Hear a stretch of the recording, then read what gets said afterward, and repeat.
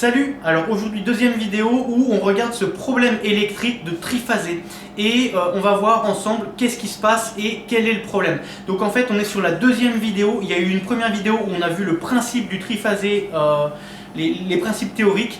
Et donc alors dans cette vidéo on va regarder quel est le problème précisément. Donc il est sur le triphasé, il a une petite cuisine derrière où il fait des petits snacks pour ses clients et dès qu'il met sa friteuse en route, eh bien tout le bar disjoncte.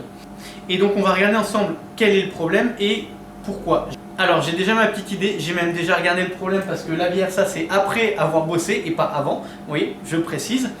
Alors maintenant on va passer sur le tableau électrique et je demande beaucoup d'indulgence dans le sens où, alors pour expliquer la situation, donc avant d'être un bar ici c'était une boucherie, il y avait du carrelage machin et tout, il a tout pété, mon pote a fait tous ses travaux lui-même, il n'est pas du métier, grand respect pour ça. Et puis il s'est rebranché sur l'installation électrique qu'il y avait de la boucherie. Donc installation électrique en triphasé avec des raccordements de frigo, de machin, de congélateur. Et il s'est rebranché dessus, voilà, sans être sûr. Et maintenant il y a un problème, on va identifier ensemble le problème. Et c'est parti. Allez, je t'emmène avec moi et puis on va regarder quel est le problème qu'il y a dans ce compteur électrique.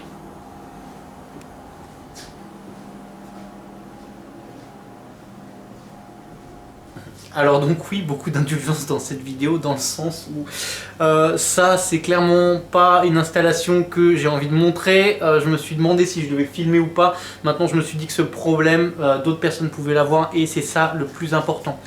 Voilà, donc concrètement déjà moi je ne porte pas de PI, donc j'ai pas de visière machin, donc ça c'est pas bien.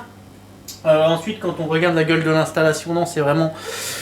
Ouais, ça me fait bondir ce genre de choses. Maintenant, voilà, ça a été fait il y a très longtemps par l'ancien locataire. Voilà, bon bref, il s'est juste rebranché sur les câbles qu'il y avait dessus. Voilà. Et donc, qu'est-ce qui se passe? Donc, on a une alimentation avec 4 fils. On a un neutre, bleu et 3 phases. Une phase noire, une phase marron et une phase grise. Et donc, en fait...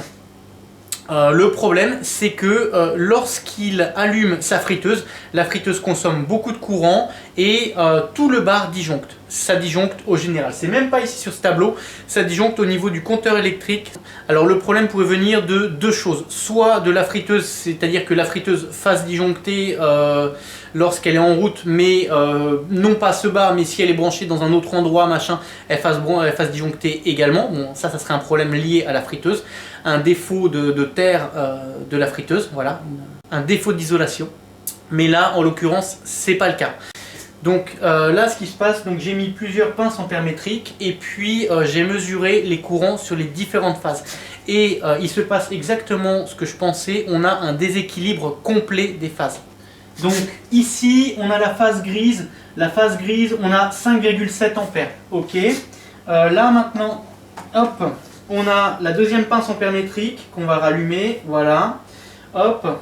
On va se mettre sur l'arrivée qui est en noir. Et là, on a 1,17 ampères. Ok. Et là, on a la phase marron. Et la phase marron, on est à 19,8 ampères. Bon bah là déjà, on a 3 phases. Et 3 phases, on a 1 ampère et quelques sur la noire, 5 et quelques sur la grise et 20 sur une des phases. Là déjà, il y a un problème, il y a un gros déséquilibre. Et ce qui se passe, c'est que lorsqu'il met sa friteuse en marche, eh bien la phase où on est à 20 ampères, elle passe à 35 ampères. Donc on a 1 ampère et quelques sur une phase et 35 sur une autre. On a un déséquilibre complet. Et donc du coup, ce qui se passe, c'est que le disjoncteur de tête, lui, il voit qu'il y a un gros déséquilibre, il aime pas ça, et du coup, il disjoncte. Et donc concrètement, du coup, ce qu'il faut, la solution, c'est que cette friteuse qui consomme 15 ampères, eh bien, c'est de la repasser sur la phase où il y a 1 ampère. Concrètement, la solution, ça va être de retirer une ligne complète qui va alimenter que cette friteuse. Il a des frigos, il a des trucs, il a une pompe à bière, il a des systèmes de chauffage électrique aussi, voilà.